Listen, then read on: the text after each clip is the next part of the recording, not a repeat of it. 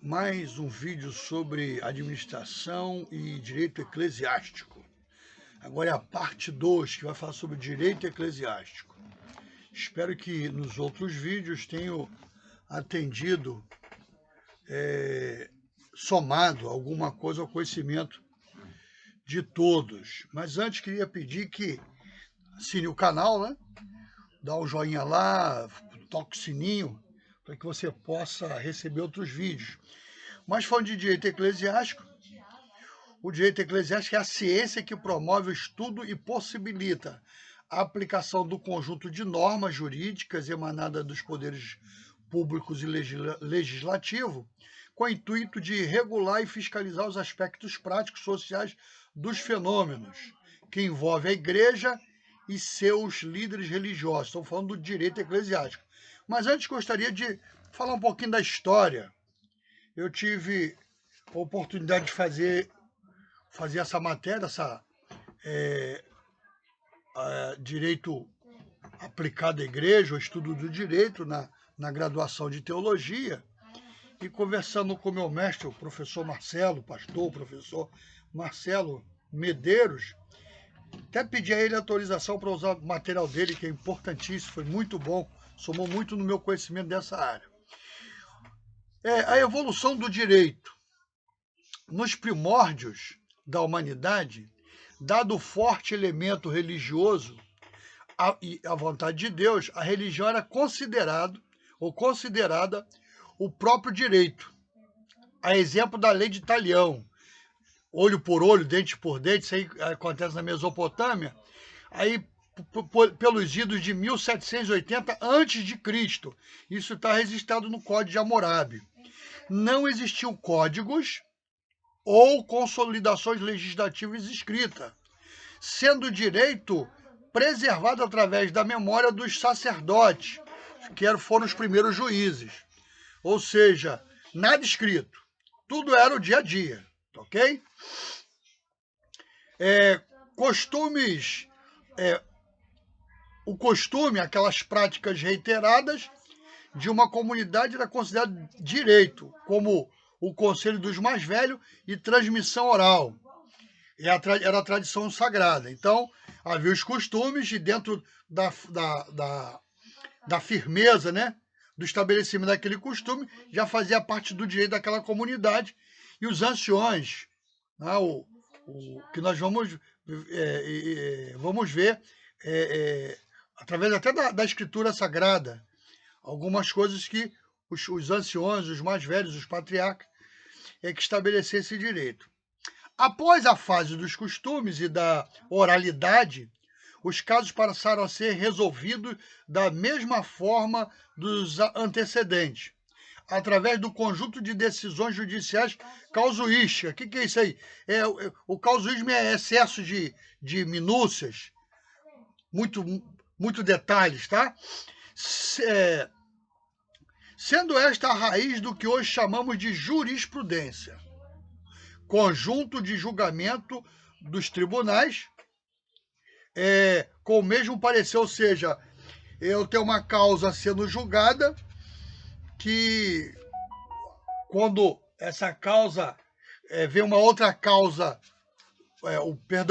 o juiz, quando vai julgar a causa, ele busca nos anais dos julgamentos se houve uma causa parecida com a minha.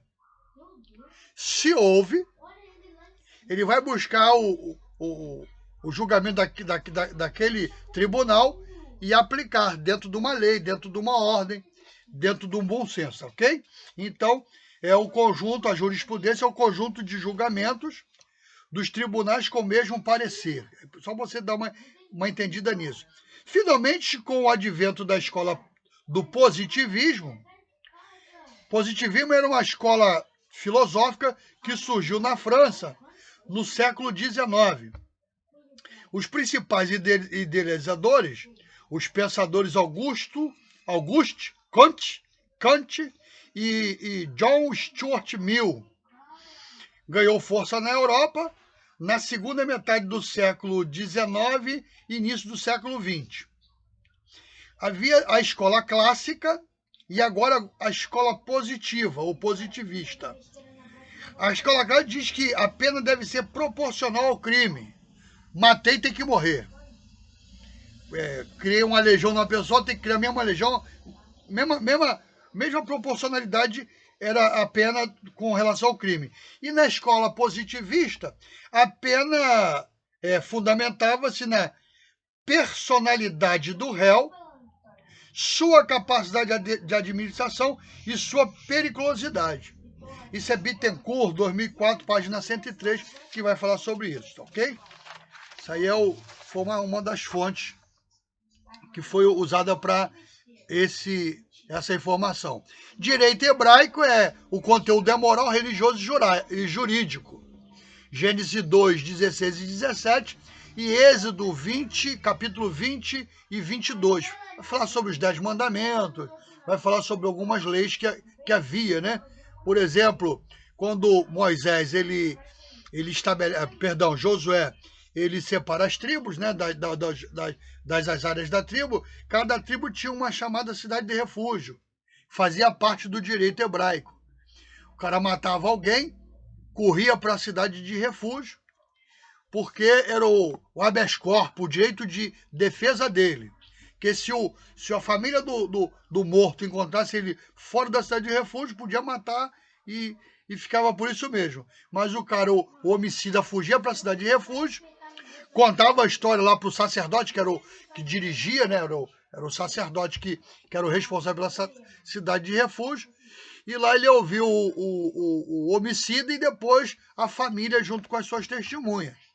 Então, o direito hebraico era moral, religioso e jurídico. Direito egípcio prevalecia da religião, como, por exemplo, o Papiro de Berlim. É a sexta dinastia. Olha bem a data. 2240 a 2294. Perdão, aí é o contrário. 2294 a 2240 a.C., que é o mais antigo documento jurídico. Quer dizer, o direito já tem 2 milênios antes de Cristo.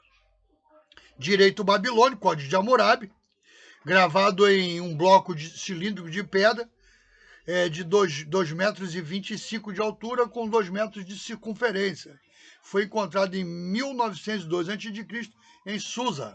Quer dizer, você tem uma ideia, esses códigos, o direito, essa ideia do direito, da defesa, quanto tempo tem. Direito indiano é o Código de Manu, prevalência da religião, proteção das castas. Eu só tô resumindo para você entender que esse negócio do direito, que hoje nós aplicamos, já vem de longe. Direito grego clássico, a iniciar a democracia, né? Um novo conceito filosófico, onde as leis eram editadas pelas assembleias. Aí você vai ver Senado grego e tal, justamente isso. Ele era um grupo de homens que compunha esse Senado e desenvolvia as leis, né? Estabelecia as leis. Aí cria esse congresso, essas coisas que nós temos hoje. Direito romano, 462 a.C. Roma teve vocação jurídica. Fez distinção entre o direito, a moral e a religião, separando suas fontes e competência. Houve essa divisão já no direito romano. E alguns estudiosos dizem que, da área do direito, dizem que o direito romano, muita coisa foi tirado das leis hebraicas, do cano hebraico. Direito canônico, século XII, versa sobre o direito das pessoas, do sacramento, da igreja, do processo e do clero. Direito moderno, agora vamos falar mais perto de nós, ou direito contemporâneo, século XVI ao século XXI. A Europa torna-se a vanguarda na codificação das leis. No campo do direito comercial, direito civil e constitucional. Como já falamos sobre o direito eclesiástico, falando do direito pode ser definido como norma de conduta bilateral e de organização que se inobservada poderá ser aplicada coercitivamente pelo poder competente estatal ou internacional. Quando fala bilateral, é interessante. Não faz parte, mas deixa eu só fazer uma, uma abordagem sobre isso. Nesses momentos, nós estamos passando esses problemas de fake news. Aí, muitos já ouviram falar sobre que um dos ministros da Suprema Corte convocou, alguns mandou Polícia Federal na casa, recolher celular, recolher laptop, recolher tudo, para fazer averiguação, juízo e tal. Quando você vai ouvir os grandes nomes na atualidade sobre direito, eles vão dizer que o tribunal não pode investigar. Aí você vê que começa o momento. Olha só, pode ser definido como norma de conduta bilateral e de organização. Então existe uma organização. Aí quando a gente lê as reportagens, tem uns que estão dizendo que não vai, quando convocado, eu não vou. Mas por que ele não vai? Essa bilateralidade está dizendo o seguinte, que no momento que eu sou acusado, eu tenho o direito de me defender. Se existe um processo, eu tenho direito, o meu advogado tem direito de acessar o processo. E não estou deixando isso. É processo em segredo. Peraí, segredo talvez em juízo. Para quê? Talvez para a mídia, para os outros. Mas a bilateralidade deve ser respeitada, porque faz parte do direito. Então, quando a gente ouve o deputado, o senador, o fulano, o cara, dizer assim, não vou, é justamente dentro disso. Ele tem um direito constitucional de ter acesso ao processo para poder se defender. Como eu posso ir a juízo se eu não sei de quem me defender? Só você entender, isso é coisa do direito. E como eu não sou advogado, eu só estou ministrando essa aula porque faz parte da administração eclesiástica, é importante a gente entender, seria interessante um amigo, um irmão, alguém fazer um vídeo sobre essa situação. Eu já vi alguns vídeos, achei até interessante, até melhorou um pouquinho meu pensamento sobre o direito, né? Então tem que ter isso. Aí, como falou aqui, ó, quando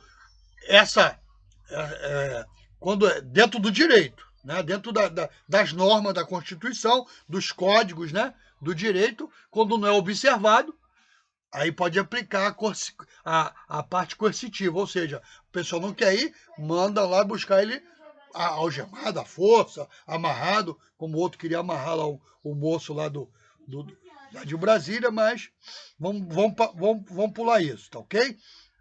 Então eu tenho que ter esse cuidado de entender o direito. E a Constituição, não sei, deixa eu ver aqui, peraí, deixa eu dar uma olhada. Só para vocês entenderem, eu tenho duas Constituições. A divina, que é a minha Bíblia, essa aqui está até meio apagadinha, eu poderia pegar aqui atrás aqui as minhas outras versões. A divina, que eu já lhe mostrei, que é a Bíblia Sagrada, que vai dirigir minha vida, o meu comportamento em tudo, e tem a Constituição humana, no caso essa aqui é a brasileira. Só para vocês terem uma ideia, seção 5 do artigo 52 e 53, no caso 53, artigo 53, fala aqui, ó, dos deputados e dos senadores. Foi sem querer abrir aqui, não foi por negócio de política, não. Por favor, não entenda dessa forma. Artigo 53. Os deputados e senadores são invioláveis, civil e penalmente, por quaisquer de suas opiniões, palavras e votos. Constituição. Então, às vezes a gente peca e não tem uma, para de vez em quando dar uma olhadinha. Que a polícia bate aqui na minha porta, ela não pode invadir minha casa. Porque existem leis. E essas leis têm que ser obedecidas, principalmente pelas autoridades constituídas. Ok? Então, isso fala de direito. Ok? E a igreja tem direitos estabelecidos na Constituição. E é isso que às vezes... Então precisamos, de certa forma, ter um pouco de conhecimento do direito, porque também a igreja tem o seu código, tem as suas leis, tudo dentro de uma ordem, não pode ser de qualquer maneira. A gente que acha por ser igreja, ela pode fazer qualquer coisa, não pode, ok? Então, é isso que nós vamos ver agora, alguns pontos das leis, algumas coisas que é estabelecido para a igreja. Capítulo 7, que é a continuação do módulo no direito eclesiástico, fala da elaboração de estatuto.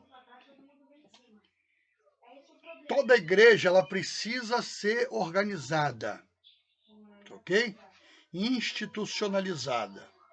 E ela só vai deixar, ela pode ser até igreja corpo de Cristo. Só que existe lei que eu não posso ter uma igreja que não seja legalizada. Não dá para fazer isso. Jesus falou que se a nossa justiça não exceder dos fariseus e de maneira nenhuma, nós teremos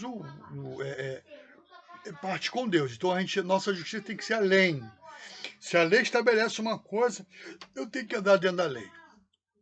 Igreja dentro da lei, elaboração de estatuto, implicações e formalidades legais do estatuto no ato constitutivo da organização religiosa. A igreja começa a ter existência como pessoa jurídica de direito privado na modalidade de organização religiosa a partir do momento em que o seu ato constitutivo é inscrito no respectivo registro, conforme previsto no artigo 45 do Código Civil. Ou seja, eu elaboro o estatuto, claro que tem outras coisas, isso aqui é o estatuto da minha igreja, nós encadernamos, aqui está o estatuto e o regimento interno, criamos o estatuto, junto com a ata, vai falar sobre isso, existe a ata de constituição da pessoa jurídica, é tudo estabelecido pela lei, tá? Não é eu fazer um negócio no papel qualquer, tudo tem que ter organização, não é? Para isso a gente precisa de um advogado e de um contador, tudo isso a gente precisa ter na hora de constituir uma igreja como pessoa jurídica, ok? Então, não é tão simples, vou abrir aqui na minha casa aqui um pontinho de pregação, vou criar uma igreja. Não é assim não. Não é assim não. Isso aí pode até criar problema com a justiça humana.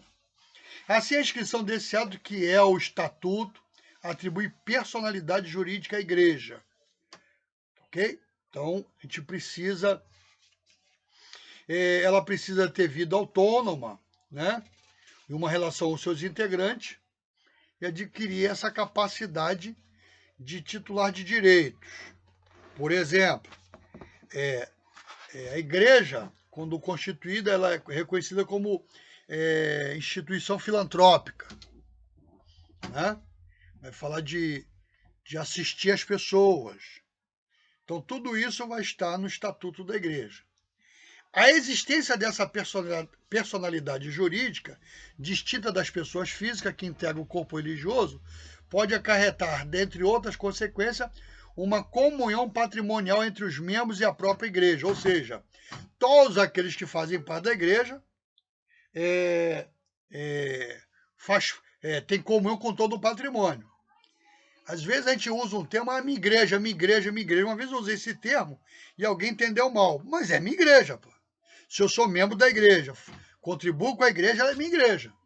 Como é de toda a irmandade que é contribuinte. E é membrado, não é só ser contribuinte. Às vezes eu sou contribuinte da igreja e não sou membrado da igreja. Não sou membro da igreja. Não faço parte, não fui recebido como membro da igreja. Então tem que ter todo cuidado, porque isso é estabelecido nesse ato constitutivo que é o estatuto. Dentre outras que podem ser encontradas, essas tendências eclesiásticas se destacam. Certamente que todo modelo tem vantagem e desvantagem. Fica a critério de cada denominação decidir como deseja ser administrada, como pretende funcionar. Ou seja, na elaboração do estatuto, da diretoria, da organização, do tipo de governo, são os membros que vão decidir como quer, desde que esteja de acordo com a lei, desde que esteja de acordo com os códigos civis, tributário, fiscal, tem vários tipos de código que a igreja tem que se ajustar, tá ok? Tem os seus benefícios que recebe, mas ela tem que se ajustar a esses códigos que já é estabelecido por lei, que está na Constituição. Tá bom? Então, tudo é estabelecido pela Constituição, e a partir da Constituição é feito esses códigos. O Estatuto consagra, assim, a ampla liberdade de organização e de funcionamento das organizações religiosas, esculpida na Constituição Federal. Tudo parte da Constituição Federal. Daqui a pouco eu vou ler alguma partezinha só para você entender melhor. Por exemplo, como eu já falei, acho que eu falei num outro vídeo, quando eu cheguei, por exemplo, eu precisei, me mudei para Campo Grande e não dava para congregar em São João de Meriti. Quando eu cheguei lá na igreja, eu pedi o estatuto. Então, em toda igreja que eu vou, que eu peço para ser membro, que eu peço para me filiar, eu quero conhecer os estatutos. Uma certa vez eu fui convidado a ser candidato a um posto eletivo por um partido. Aí eu falei lá pro diretor lá do partido, eu falei, eu preciso do estatuto do partido, preciso da ideologia dele, eu preciso conhecer. Como é que eu vou entrar numa sociedade se eu não conheço? A mesma coisa quando eu vou fazer uma compra financiada, qualquer coisa, que eu tenho que assinar o contrato. Eu leio todo o contrato. Como é que eu vou assinar um documento sem conhecer o que eu estou assinando? Lá no meio lá tem alguma coisa de, tu não tem direito a isso. Aí eu perco todo o meu direito. Então, quando eu chego na igreja também, eu peço ao secretário, você podia me dar uma cópia do estatuto e do regimento interno da igreja, para me conhecer a igreja melhor? Porque existe documentos para isso, tá ok? Então isso faz parte. Estou falando isso porque faz parte do direito de cada um. Na redação do Estatuto deverá ser observado alguns aspectos jurídicos relevantes. O Código Civil, no artigo 46, estabelece quais são as informações que devem constar do registro de pessoa jurídica de direito privado. Ou seja, aí ele vai dar aqui uma série de normas. Por quê? Porque tem que estar de acordo com isso. A Constituição estabelece o que o Código Civil tem que seguir. Porque tudo é a lei mãe. Depois vem os códigos. Então, o Código Civil, baseado na Constituição, que alguém vai dizer assim, mas isso é inconstitucional, porque não tem na Constituição. Como é que eu vou formalizar alguma coisa que não tem, que a Constituição não me dá essa base? Você já deve ter ouvido até esse termo. Aquela lei que foi criada, aquela medida provisória inconstitucional. Aquela decisão é inconstitucional. Porque, olhando a Constituição, a lei mãe da nação brasileira, aquele jurista viu que não batia e tem que abolir aquela lei, ou aquilo que foi estabelecido, porque não pode ferir a Constituição. Ok? E a igreja tem isso também, não é vou formar igreja, vou estabelecer a igreja de qualquer maneira, não. Aí o Código Civil, a igreja vai ter que manter quer ver? Dessa forma, o estatuto que será levado a registro, que você tem que levar a cartório, para que atenda às exigências da lei e obtenha a validade almejada, deverá conter os dados que se seguem referente à igreja. Aí vem os dados agora. Primeiro, a denominação, vou ter que ler, porque não dá para... primeiro, a denominação, artigo 1, a denominação ou os afins, os fins, a sede, ou seja, qual a denominação? Batista, Assembleia de Deus, Presbiteriana, Congregação. Qual os fins dessa denominação? Evangelizar, por exemplo. Deixa eu pegar aqui da minha aqui, cadê? A Igreja Evangélica Assembleia de Deus compõe-se, isso é a minha igreja, tá? compôs de um número ilimitado de membros, compreendendo congregações localizadas neste estado e município-estado, adota os princípios fundantes da Assembleia de Deus no Brasil, mantendo o relacionamento fraternal com as igrejas da mesma fé e ordem integradas à Convenção Geral das Assembleias de Deus. Está estabelecido. Artigo 2.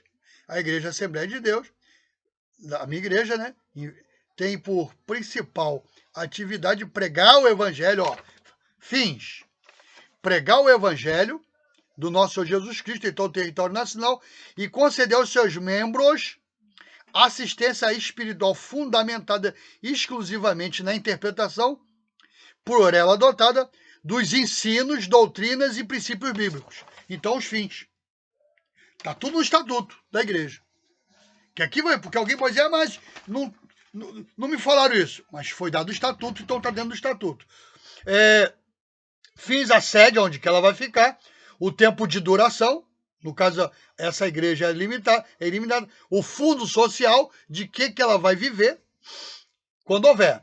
2, o nome, a individualização dos fundadores ou instituidores dos diretores. Tudo isso tem que constar no estatuto.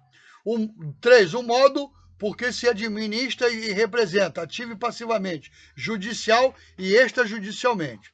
Eu tenho falado que o pastor presidente, que é eleito pela igreja, ele responde juridicamente na parte financeira junto com o tesoureiro e administrativamente junto com o secretário, ok? 4, se o ato constitutivo é reformável no tocante à administração e de que modo, ou seja, se eu posso reformar o estatuto da igreja, fazer mudança no estatuto da igreja. É importante dizer que pode, que também muda um código aqui, como houve a mudança do Código Civil brasileiro, aí teve uns probleminhas na igreja, o que vai mudar, o que não vai mudar. Então, tem-se no estatuto essas obrigações e a forma de mudança do estatuto. Se os membros respondem ou não subsidiariamente pelas obrigações sociais. Ou seja, todos os membros, se houver um problema de ordem financeira, houve uma compra e não foi pago e a igreja agora está sendo processada, os membros têm obrigação, né, para com essa compra, ou só a diretoria que realizou a compra? Vou abrir aspas aqui. A igreja constituída de uma forma correta, ela estabelece que toda compra, toda aquisição da igreja precisa ir em assembleia. Em assembleia. Se a direção das igrejas tem esse critério de, por exemplo, vamos comprar um terreno. Aí o pastor presidente reúne a igreja numa assembleia ordinária ou extraordinária. Ordinária, se dá tempo, se fizer, são aquelas assembleias que já estão estabelecidas. E extraordinária é aquela que, quando precisa tomar uma decisão rápida, precisa resolver um troço rápido, eles convocam para decidir aquela coisa. Então, no estatuto vai dizer que precisa se dar aprovação da Assembleia. Então, faz-se a Assembleia aprova, testemunhas assinam, aí ela vai responder junto com a diretoria das obrigações da igreja. Porque foi a igreja que decidiu. Mas existem alguns atos que é a diretoria que decide, então, essa diretoria que vai responder. 6, as condições de extinção da pessoa jurídica e o destino do seu patrimônio nesse caso. Não sei se você já ouviu falar, já aconteceu isso numa das igrejas, que nós tínhamos formado uma igreja num certo lugar, cresceu, e chegou um ponto que a igreja não podia mais administrar aquela congregação. Então foi estabelecido na reunião de ministério e posteriormente levado à Assembleia da Igreja, que nós iríamos extinguir aquela congregação. Como é que fica agora o patrimônio dessa congregação? Porque tem o patrimônio. Se existe um local de culto onde tem móveis, onde tem talvez, às vezes pode ser até que o imóvel é próprio. Tem uma série de coisas que acontecem. Como vai ser feito esse destino desse patrimônio? Então, tudo isso se estabelece para não haver problema com a justiça. Ok? Às vezes, a gente erra por não fundamentar isso. Fundamentar isso, desculpa. O estatuto deve conter também o visto de advogado, olha só. O Regulamento Geral do Estatuto da Advocacia e da Ordem dos Advogados do Brasil, amparado pelo artigo 54, inciso 5, da Lei número 8.906, de 4 de julho de 1994, disciplina no artigo 2 que o visto de advogado nos atos constitutivos de pessoa jurídica é indispensável ao registro e arquivamento dos órgãos competentes. Ou seja, nenhum cartório vai aceitar o teu estatuto se lá não tiver a assinatura de um advogado. Lá sua ordem, seu número da ordem dos advogados, porque faz parte de um código, faz parte de um regulamento, ok? Então precisa-se.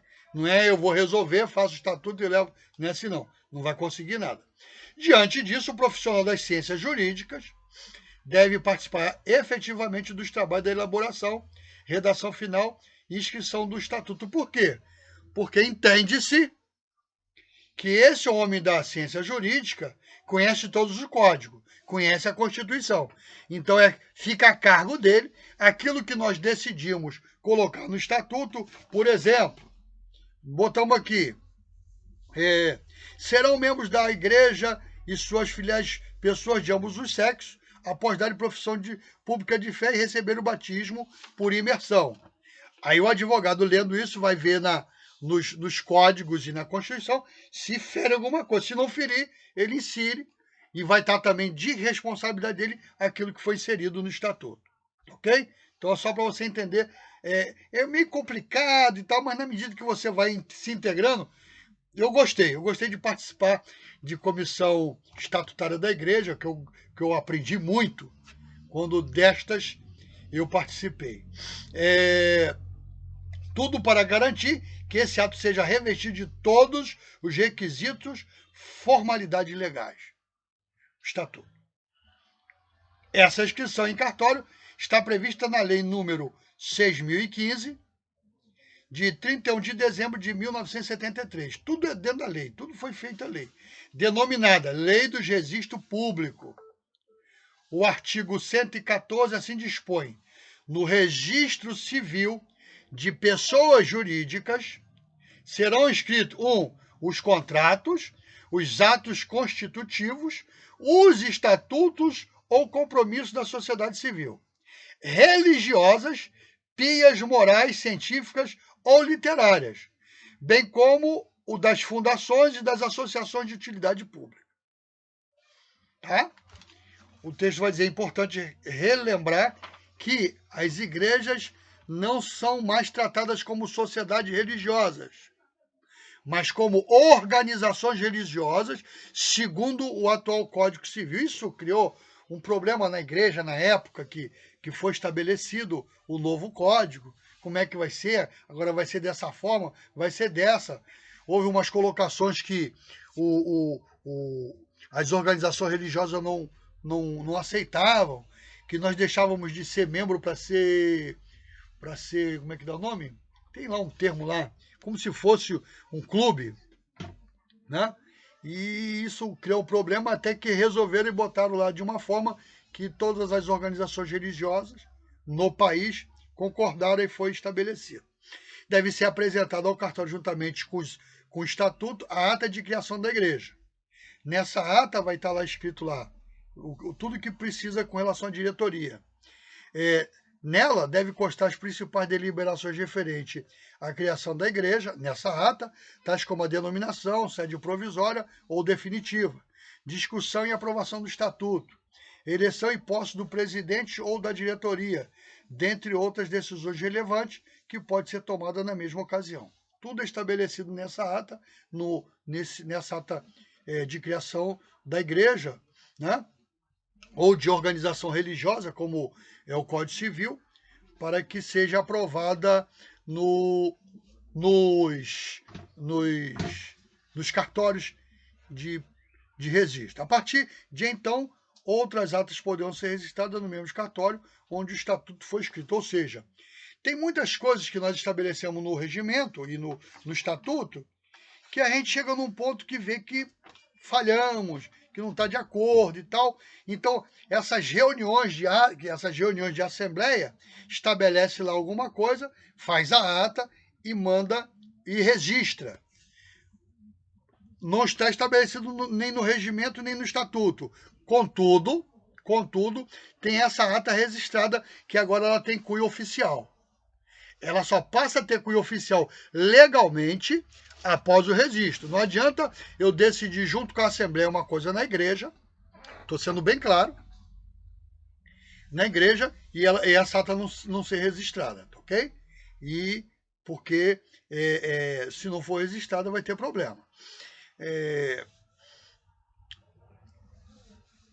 Para tanto, convém manter atualizado o livro ou a pasta com as atas das reuniões administrativas. Existe um livro, eu não tenho, porque eu não faz parte da minha área na igreja, é um livro que é registrado em cartório. Tem que ser registrado em cartório. Então, a partir do registro desse livro em cartório é que todas as atas são legais.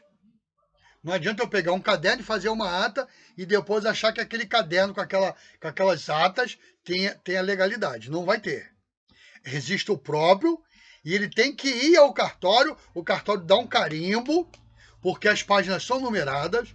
Existem algumas coisas que mais à frente nós vamos falar, não sei se na parte de secretaria eu falei, por exemplo, você está registrando uma ata.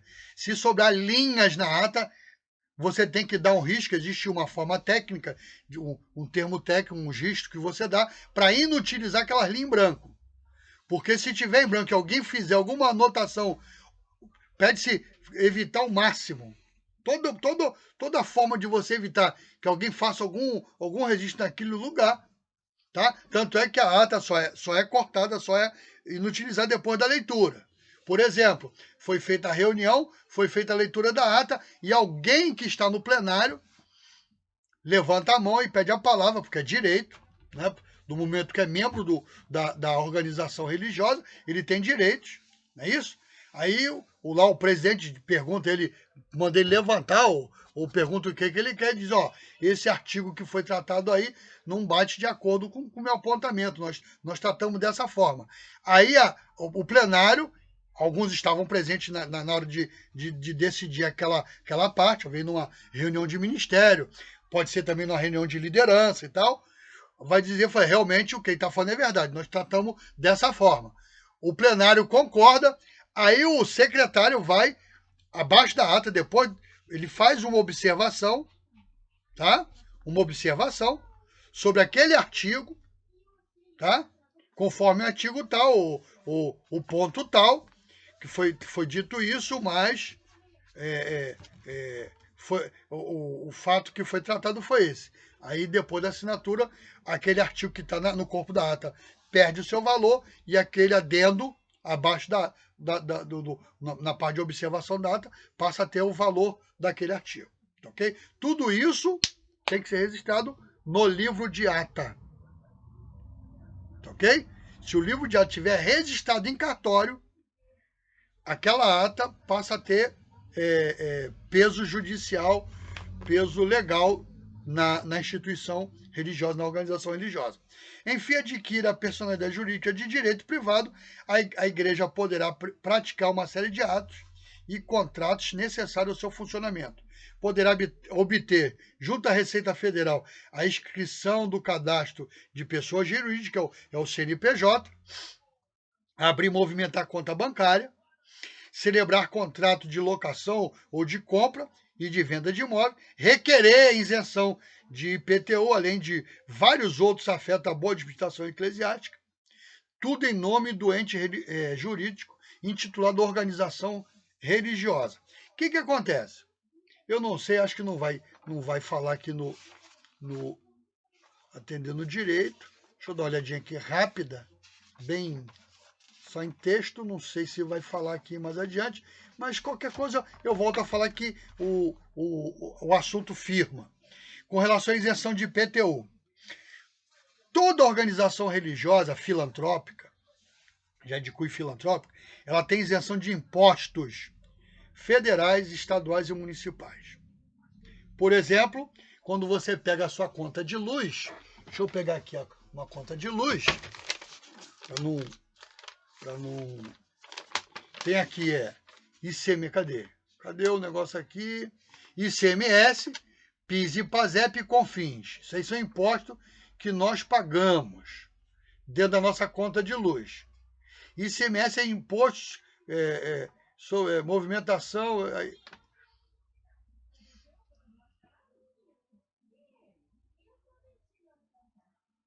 Então existe imposto que a igreja é isenta.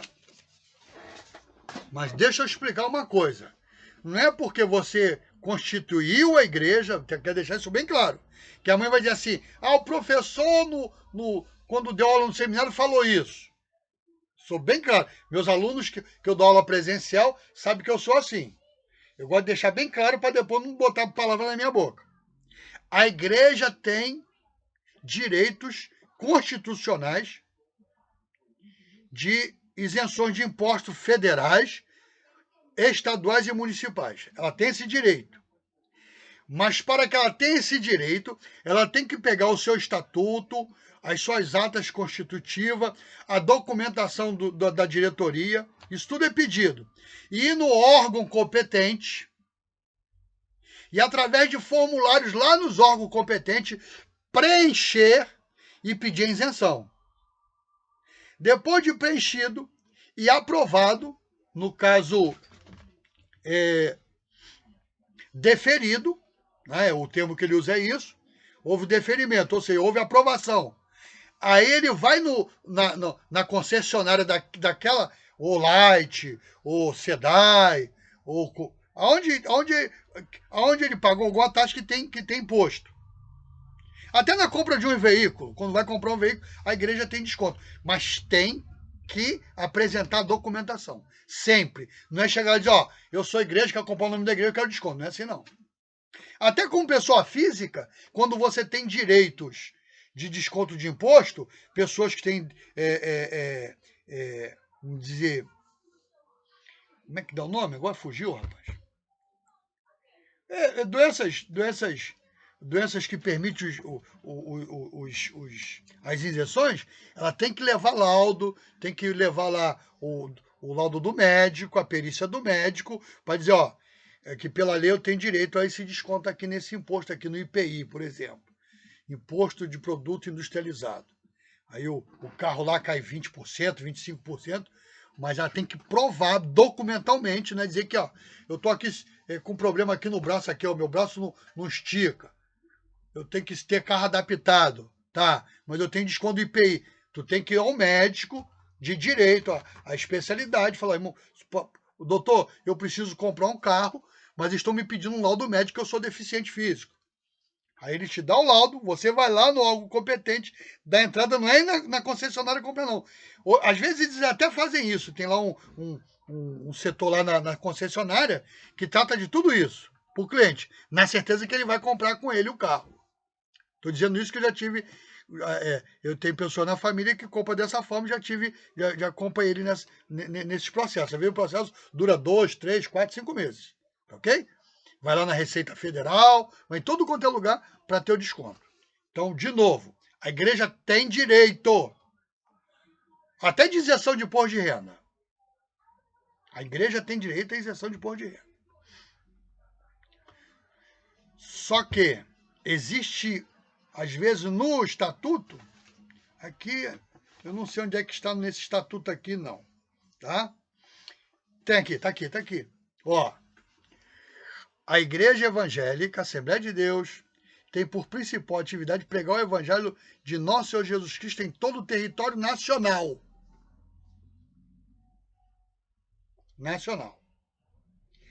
Se no estatuto tiver desta forma, a igreja tem desconto de imposto de renda. Isso lá, quando fomos fazer o estatuto, o advogado ele falou sobre isso com a gente. Se tiver algum erro, eu pediria, se algum advogado aí ver meu vídeo e eu falei alguma bobagem nisso, por favor, me ajude. Eu não tenho um artigo agora. E como não sou muito não tenho comunhão muita com a Constituição, depois eu posso até com carinho olhar isso no Código Tributário. Isso é Código Tributário, como eu estou falando. Tu tem a Constituição e tem os códigos. Tu tem a Constituição e tem os códigos. Então, no caso da isenção, tu vai no Código Tributário. Tá certo?